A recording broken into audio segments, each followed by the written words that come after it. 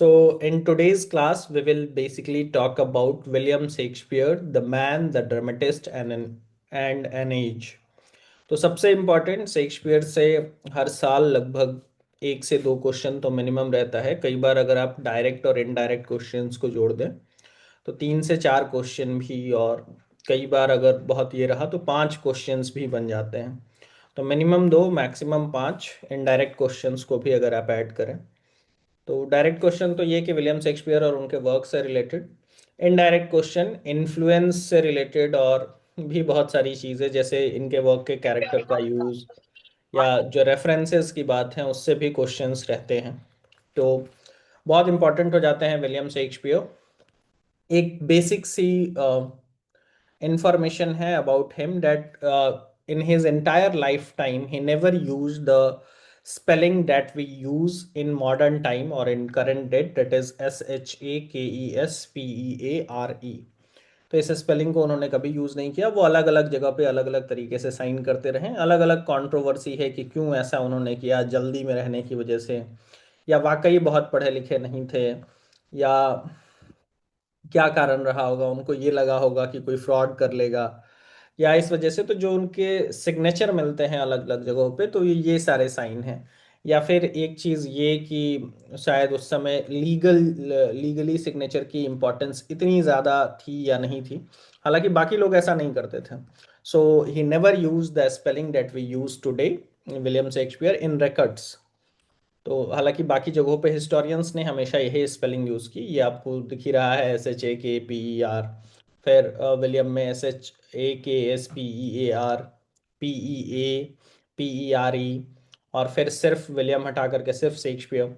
तो this is a interesting information about him. अगर उनकी लाइफ को देखें तो, sorry, actually no actual record of birth and early childhood.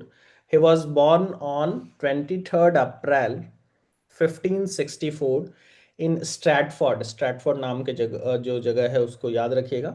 23rd April 1564 is the same date on which Christopher Marlowe was born. Avon, bard of Avon भी कहा जाता है। Church के रिकॉर्ड पे एवन, अब स्ट्रैटफोर्ड में एवन में उनका जन्म हुआ था, इनको बार्ड ऑफ एवन भी कहते हैं। Son of an older man, one of 8 children. ये भी एक इंटरेस्टिंग इंफॉर्मेशन है। 8 भाई बहन थे और उसमें से ये एक। Sound education, not very learned. Grammar school, Latin and arithmetic, small Latin and less Greek. Ben Jonson ने इनको कहा है, this comment is important. what Ben Jonson has talked about William Shakespeare, that his small Latin and less Greek, मतलब थोड़ा influence Latin का और थोड़ा Greek का भी इनके ऊपर रहा है। और 1577 आते आते तक, यानी कि just at the age of 13, the financial misfortunes उनके साथ हो गए। The circumstances are not clear at all. और क्या कारण रहा होगा कि एक 13 साल का लड़का जो है वो अपना होम टाउन छोड़ करके लंदन आ जाता है। अलग अलग हिस्टोरियंस के अलग अलग क्लेम हैं कि क्यों ऐसा हुआ होगा। और 13 साल में नहीं, 13 साल के बाद, एक्चुअली 13 साल में उनकी लाइफ जो है वो फाइनेंशियल मिसफॉर्च्यून से गुजर रही थी। और 1564 में इनका जन्म है। 1587, यानी कि 74 84, 23 ईयर्स की एज में, 13 नहीं, 23, एट द एज ऑफ 23 वो लंदन के लिए निकलते हैं। क्यों निकलते हैं इस बारे में बहुत क्लियर क्लेम्स नहीं मिलते हैं। And before living for London he was already married and he was father of 3 young children before he was even 21। जिससे शादी हुई थी उनकी, उनका नाम है एन हैथवे। और baptism records for a daughter and a set of tweens, तो ये जो 3 बच्चे थे 21 साल की उम्र से पहले, तो उसमें एक लड़की और 2 ट्विंस थे। One of them dies. So in 1587, at the age of 23, he left for London, convicted of poaching 133 kilometre from home. इस चीज़ को समझना इसलिए ज़रूरी है कि स्ट्रैटफोर्ड और लंदन के बीच की जो दूरी है, स्ट्रैटफोर्ड जो इनका होम टाउन है और लंदन जो है, उसके बीच की जो दूरी है वो 133 किलोमीटर है। और समझना मैं इसलिए कह रहा हूँ कि ज़रूरी है कि 133 किलोमीटर आज के डेट में भले आपको लगेगा कि बहुत कम डिस्टेंस है, पर उस टाइम पे it is a good distance. And it was not easy for a person to cover 133 kilometre, बहुत कॉस्टली हो जाता था। लगभग ऐसा माना जाए कि एक ठीक ठाक अर्न करने वाले व्यक्ति को या एक मजदूर को लगभग अपने पूरे साल की कमाई जो है वो खर्च करने पड़ेगी वो 133 किलोमीटर जाने के लिए। तो किस तरीके से शेक्सपियर वहां पहुंचते हैं इस बारे में कोई इंफॉर्मेशन नहीं है। जस्ट वेट अ मोमेंट, एक मिनट।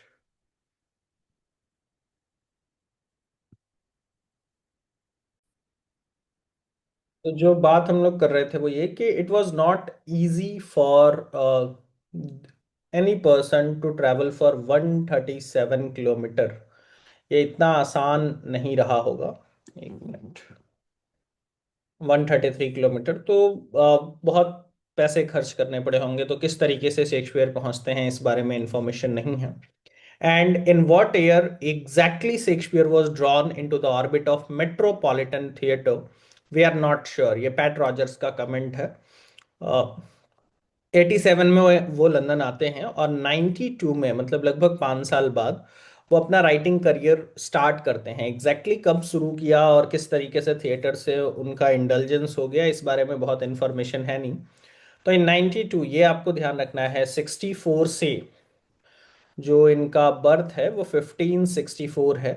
1564 से 94, मतलब at the age of 30, he started his 1592 at the age of 28, writing and acting in London, established at the age of 28, important enough to merit abuse from Robert Greene। I hope आप लोगों को याद होगा जब हम लोग university wits की चर्चा कर रहे थे तो उसमें रॉबर्ट ग्रीन का जो कमेंट था कि सेक्सिन वाला कमेंट या फिर जो क्रो वाला कमेंट था वो रॉबर्ट ग्रीन के कमेंट्स थे। तो एक तरीके से रॉबर्ट ग्रीन मतलब इतने इंपॉर्टेंट शेक्सपियर हो चुके थे 1592 तक आने के कुछ ही सालों बाद। 1594 में at the age of 30 appears with William Kempe and Richard Burbage. ये दो नाम याद रखिएगा, they were the popular actors at that time and one of the leading actors.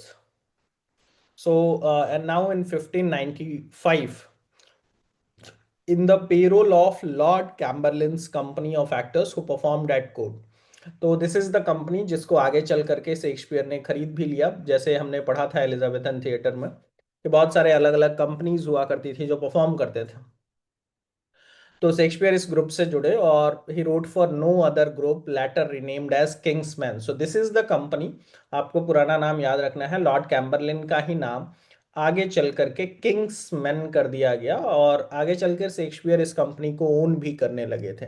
In 1597 authored 15th of 37 play. This is also an important information which you should understand. Shakespeare जो है 1597 तक में ही 15 play लिख चुके थे। अगर आप ध्यान से समझें तो 1592 से पहले उनका कोई प्ले नहीं है।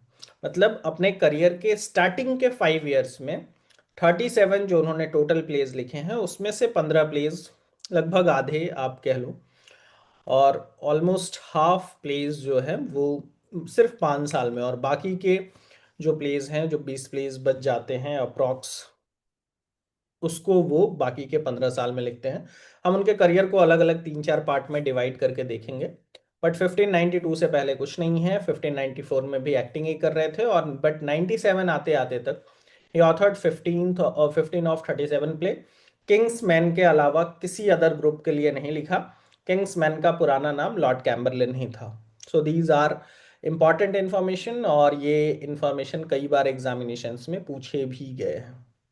तो पे रोल पे थे, प्रोफेशनलिज्म हो चुका था। जैसे हमने शुरू में पढ़ा था कि जब तक चर्च में था या चर्च से बाहर जब एलिजाबेथन थिएटर आया तो उतना प्रोफेशनल एक्टर्स या प्रोफेशनल राइटर्स नहीं होते थे।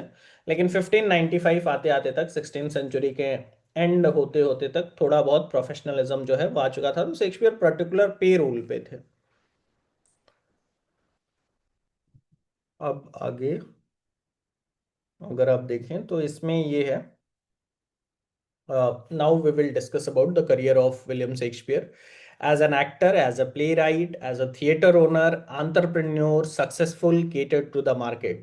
तो शेक्सपियर को सिर्फ आप राइटर के या प्ले राइट के पॉइंट ऑफ व्यू से नहीं देखिए, ऑथर के पॉइंट ऑफ व्यू से नहीं देखिए। वो एक्टर भी थे, एक सक्सेसफुल एंटरप्रेन्योर आप कह सकते हो, स्ट्रैटफोर्ड जहाँ से वो बिलोंग करते थे, जब वो इंग्लैंड से वापस स्ट्रैटफोर्ड गए तो वहाँ का सबसे महंगा घर उन्होंने खरीदा था, और बहुत सक्सेसफुल रहे थे। Successful not in the terms of कि उनके बुक्स या उनके ड्रामाज जो है वो popular, as a businessman, as a entrepreneur भी काफ़ी सक्सेसफुल रहे थे।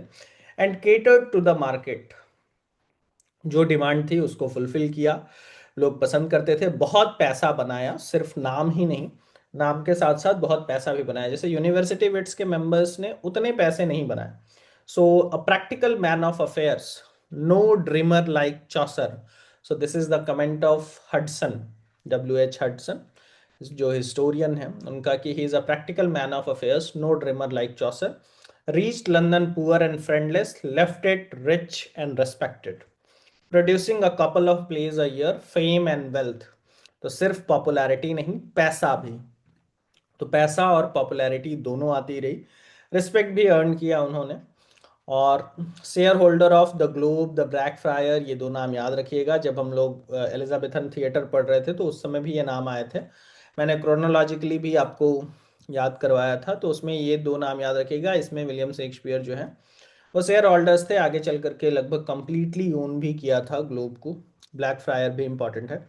And purchase property in Stratford and London, domestic sorrow भी रहे उनकी लाइफ में।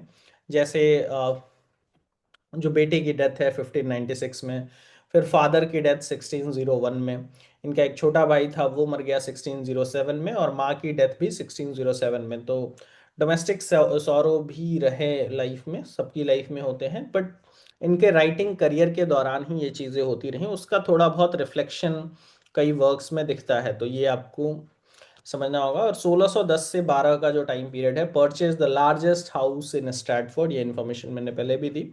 And death at the age of 23 April 1616, burial records on 25 April. 23 अप्रैल इसलिए मान लिया जाता है, बरियल रिकॉर्ड 25, क्योंकि सेम डेट जो है वो इनकी बर्थ डेट भी कंसिडर की गई है।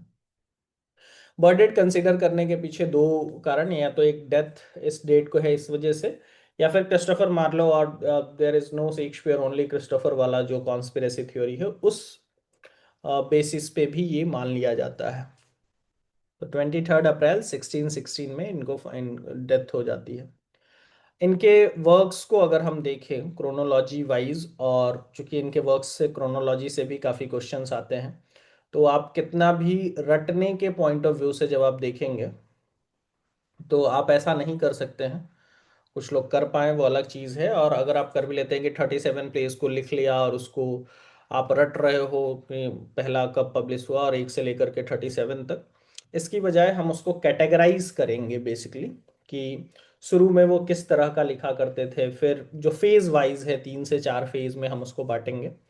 But before that, not the we should talk about Shakespeare genius, not the learning of the trained and accurate scholar, wide miscellaneous knowledge of many things, influenced by the classicism of the Renaissance, translations, access to the ancient literature, क्योंकि उसके references बहुत या imitation बहुत ज़्यादा इनकी works में मिलता है ancient literature का, charged and stimulating intellectual atmosphere in Elizabethan England, और इनके सारे ड्रामास को कंपाइल करके जिस वर्क में पब्लिश कराया गया, it is the first folio, very very very important, asked in the examination several times, factually बहुत इंपॉर्टेंट क्वेश्चन है। तो इनकी डेथ जो है वो 1616 में, अगर आपको ढंग से याद हो, 1616 में इनकी डेथ हो जा रही है। और इनके वर्क्स का जो कलेक्शन है वो फर्स्ट फोलियो नाम से, इनके सारे प्लेज का जो कलेक्शन है वो 1623 में पोस्थुमसली पब्लिश कराया गया। तो फर्स्ट फोलियो का पब्लिकेशन ईयर कई बार पूछा है, 1623 आपको याद रखना है। 1616 में इनकी डेथ, 1623 में ये पब्लिश हुआ। Playwrights in Elizabethan England tried to keep their plays out of print to prevent them being pirated. तो हाँ, ऐसा क्यों नहीं है कि जब ये प्लेस जो लिख रहे थे वो परफॉर्म होते थे, पब्लिश नहीं होते थे, कारण ये था कि लोगों को लगता था कि कोई चुरा लेगा, पायरेसी हो जाएगी उसकी। तो उनके जीते जी उनका कोई भी प्ले जो है वो पब्लिश नहीं हुआ, कोई मैन्युस्क्रिप्ट भी नहीं, वो सब परफॉर्म होते थे। ये सेकेंड एडिशन भी इसका आया था इन 1632, राइट। तो 1623 में कई बार ये पूछा गया है, तो ये आपको याद रखना है। और ये चीज़ें शायद पिछले एग्ज़ाम या पिछले के पिछले एग्जामिनेशंस में भी, मतलब जो दिसंबर में एग्ज़ाम हुए, जो जून में एग्ज़ाम हुए और जून से पहले दिसंबर वाले एग्जामिनेशन में भी शायद पूछा गया था। So the first collection, the first folio, a very important document, किसके हेल्प से ये पब्लिश हुआ, ये दो नाम भी याद रख लीजिए, मे बी पूछा जाए। John Heminges and Henry Condell, या कॉर्डेल है। So John Heminges and Henry Cordell 1623 में इन दोनों की ही हेल्प से, how original no way of knowing, friends actor part of Kingsman, 223 copies survive out of 750 printed. तो एक क्वेश्चन मार्क ये भी है कि कितना ओरिजिनल रहा होगा, क्या जो शेक्सपियर ने लिखा, जो परफॉर्म हुआ और जो प्रिंट हुआ, वो दोनों एक ही चीज़ें थीं, या उसमें थोड़े बहुत वेरिएशन थे। क्या वो पूरी तरीके से ओरिजिनल था, या जिन लोगों ने भी उसको पब्लिश कराया, जो कि उन्हीं किंग्समैन के जो फ्रेंड और एक्टर्स थे, तो उसमें उनका कंट्रीब्यूशन नहीं रहा होगा। तो इसको लेकर के मतलब ये अपने आप में एक रिसर्च का टॉपिक है।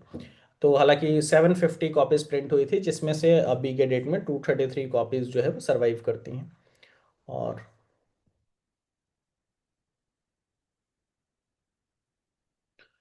सो शेक्सपियर वर्क को आप पूरे टाइम पीरियड को अगर आप देखें तो 24 साल में, एक मिनट, उनकी अपनी जो करियर है वो काफ़ी लंबा रहा। यूनिवर्सिटी विट्स की तरह बहुत कम समय तक जिए ऐसा नहीं है। और 24 ईयर्स तक एक्टिव रहे as a playwright, as a entrepreneur भी।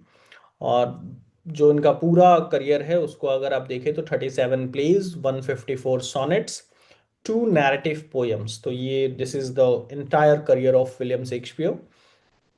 Greatest single body of work, इनके आसपास मतलब ना तो इनके पहले और इनके बाद भी काफ़ी दिनों तक, और आज भी अगर इंग्लिश लिटरेचर को देखा जाए तो इतना वॉल्यूमिनस क्रिएशन कर पाना, बहुत कम राइटर्स ऐसे हैं। और greatest single body of work है, इतना वॉल्यूमिनस कोई नहीं करता है। जैसे यूनिवर्सिटी विट्स हम लोग पढ़ रहे थे तो आमतौर पे ये देख रहे थे कि most of the playwrights were writing at least a dozen of play और 5 और 6 प्लेज। हालांकि वो लोग शॉर्ट स्पैन ऑफ टाइम के लिए लिख भी रहे थे। तो 37 प्लेज लिखना, 154 सॉनेट्स लिखना अपने आप में बहुत बड़ी बात है। इस चीज़ को भी आपको समझना होगा। और काफ़ी लंबे समय तक, 24 ईयर्स। और ये आपको ध्यान रखना है 1592 से ये शुरू होगा, और 92 से लेकर के 1616 तक अगर आप ये देखें तो 16 इधर और 8 उधर। हमने ये देखा ना कि 92 में वो अपना करियर जो है वो शुरू करते हैं, वो भी एज मतलब लिखना शुरू करे और एज ए एक्टर, और साथ में लिखना भी। और 97 होते होते तक, शुरू के ही 5 साल में लगभग इस 37 में से 15 प्लेज लिख दिए थे। ये सारी इन्फॉर्मेशन हम लोगों ने डिस्कस की। और 1564 में उनका जन्म है, और 23 ईयर्स की एज में वो इंग्लैंड आते हैं। और उसके बाद ये चीज़ें होती हैं 20 मतलब ये चीज़ें, तो ये सारी चीज़ें आपको क्रोनोलॉजी के बेसिस से ध्यान रखनी होंगी। मैं कुछ चीज़ें अगर यहाँ पे लिखना चाहूँ, या दैट्स ऑल, कोई नहीं। फिर इसमें हम बात करते हैं कि उनके वर्क्स को, जो मैं डिस्कस कर रहा था कि 154 सॉनेट्स है और 37 प्लेज हैं। प्लेज को अगर आप कैटेगराइज करें तो 3 मेजर कैटेगरी में बांट सकते हो, ट्रेजेडी, कॉमेडी और हिस्ट्री प्ले। तो 30 आउट ऑफ 37, 11 जो है वो ट्रेजेडी है। हालांकि शेक्सपियरन ट्रेजेडी अपने आप में एक अलग किस्म की ट्रेजेडी है। वो एरिस्टोटल के ट्रेजेडी के डेफिनेशन पे पूरी तरीके से फिट नहीं है, और उसको आप प्रॉपर ट्रेजेडी नहीं कंसिडर कर सकते, बट फिर भी जो ट्रेजेडी है वो 11 है। और शेक्सपियरन ट्रेजेडी है, एक अलग ही कैटेगरी है। एलिजाबेथन ट्रेजेडी होते हुए भी शेक्सपियरन ट्रेजेडी को एक अलग से कैटेगराइज किया जाता है। 17 कॉमेडीज है, 10 हिस्ट्री प्लेज है। तो शेक्सपियर ने ट्रेजेडी और कॉमेडी को मिक्स भी किया था। तो यहाँ पे ट्रेजी कॉमेडी का कोई कैटेगराइजेशन नहीं है। हमने जिसमें ट्रेजेडी ज़्यादा है उसको ट्रेजेडी कंसिडर किया है, और कॉमेडी जो है कॉमेडी। तो 11 ट्रेजेडीज, 17 कॉमेडीज, 10 हिस्ट्री प्लेज। ये इन्फॉर्मेशन डायरेक्ट एग्जामिनेशन में नहीं आएंगे, बट इससे एक चीज़ क्लियर होती है जो आपको समझना है, वो ये कि कॉमेडीज का परसेंटेज ज़्यादा है। रोमांटिक कॉमेडीज, या जो शेक्सपियरन कॉमेडी है, जो बेसिकली रोमांटिक कॉमेडीज होती थी, तो आउट ऑफ 37 जो 7 है वो कॉमेडीज है, और 10 हिस्ट्री प्ले है, और ट्रेजेडी 11 है। तो कॉमेडी ज्यादा है एज कंपेयर टू ट्रेजेडी, ये थोड़ा सा ध्यान रखना है आपको। और लॉन्ग पोएम्स भी है। पॉपुलर प्लेस कौन कौन से हैं, यहाँ पे जो प्लेस हैं वो क्रोनोलॉजी में नहीं लिखे हुए हैं, पर हम लोग अभी जब फेज वाइज देखेंगे तो उसको क्रोनोलॉजी में देखेंगे। बट जो पॉपुलर प्लेस है उनके नाम है कुछ, ज्यादातर आपको याद होने चाहिए। रोमियो एंड जूलियट 1595 शुरुआत के दिनों का है। रिचर्ड थर्ड हिस्ट्री प्ले में कंसिडर किया जाएगा। यहाँ पे ये जो लिखा हुआ है ये HP 1600 हैमलेट ट्रेजेडी। तो आप देखिए कि शुरू में जब वो लिख रहे हैं 1595 92 से उन्होंने लिखना शुरू किया। मैंने बताया ना 92 से उनके करियर की शुरुआत है, कोई भी प्ले आपका 92 के पहले नहीं दिखेगा। और जब मैं कह रहा हूँ लिखना, इस मतलब उस समय ये परफॉर्म हो रहे थे, क्योंकि पब्लिश तो बाद में ही हुए। और उसके बाद कैम्बर सैम्बेलिन 1610, किंग लियर 1606, ये बाद के हैं। तो ये रोमांटिक कॉमेडी है। King Lear tragedy, King Henry five history play के कंसिडरेशन में, Merry wives of a Windsor, Macbeth, Tempest, King Henry four part one, King Henry four part two, Othello. मुझे आप लोग एक चीज़ कमेंट करके बताइए अभी, या अभी मैसेज कीजिए कि किंग हेनरी फोर लिखने में विलियम शेक्सपियर ने किसकी मदद ली थी, या किसको ऐसा कहा जाता है कि he has supported William Shakespeare in writing King Henry four. ये बाद के टाइम में आएगा। ओथेलो, फिर Much Ado About Nothing, King Henry eight, Winter's Tale किससे इंस्पायर्ड है, ये भी एक बहुत इंपॉर्टेंट क्वेश्चन है। फिर Merchant of Venice, All well that ends well, as you like it, King John, Measure for Measure, Coriolanus, Two gentleman of Verona, Twelfth Night, Julius Caesar, midsummer night dream. तो 37 में ये जो 25 popular place हैं वो यही हैं। सारे नाम से आपको परिचित होना ही चाहिए। और जो दो क्वेश्चंस मैंने पूछे, देखो जितना भी आप पढ़ते रहोगे, अगर आप फैक्ट्स रिमेंबर नहीं कर पा रहे हो या ऑप्शंस देख के भी, तो चीज़ें वो काम आती हैं, क्योंकि आफ्टर ऑल फैक्ट्स आपको याद रखने होंगे, एग्जाम में वो काफ़ी काम आएगा। कॉन्सेप्ट्स रहेगा फैक्ट्स रिवीजन से। फैक्ट्स याद रखने का जो बेसिक चीज़ है वो है कॉन्टिन्यूअस रिवीजन, कि आप उन चीज़ों को बार बार रिवाइज करें जो फैक्चुअल इंफॉर्मेशन है। सो क्लासिफिक जूलियस सीजर 1599 और मिडसमर नाइट ड्रीम 1595 कॉमेडी है। सो क्लासिफिकेशन ऑफ शेक्सपियर प्ले जो मैं बार बार कह रहा था, तो शुरुआत में जो उन्होंने लिखा वो कॉमेडीज है, इमेच्योर, जो ओरिजिनल कम है थोड़ी सी। फिर उसके बाद इंग्लिश हिस्ट्रीज द सिग्निफिकेंस, पहला जो इनका जो अर्ली कॉमेडीज है। फिर English history the significance of the throne of desire for stable government.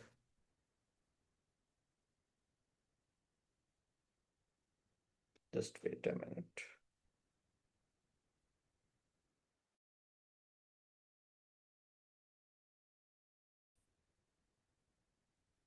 तो जो बात हम लोग कर रहे थे कि शुरुआत में जो पहला फेज अगर आप देखें, तो जो फर्स्ट फेज है उसमें लाइली का इन्फ्लुएंस बहुत ज़्यादा दिखता है। मतलब अगर आप, एक मिनट, हाँ, पहले फेज वाइज से पहले हमें ये समझना होगा, सॉरी, पॉपुलर प्लेस तो हमने देख ही लिया।